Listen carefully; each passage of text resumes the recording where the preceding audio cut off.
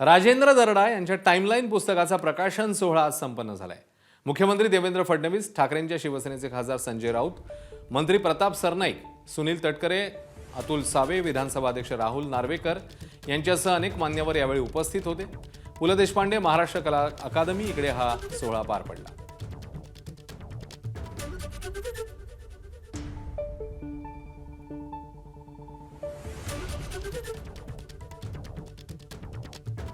समाज माध्यम ही अभिव्यक्तीचं साधन झालेली आहेत। पूर्वीच्या काळामध्ये म्हणजे सगळ्या संपादकांची माफी मागून सांगतो की तुमचं महत्त्व होतं। आता आम्ही संपादक झालो।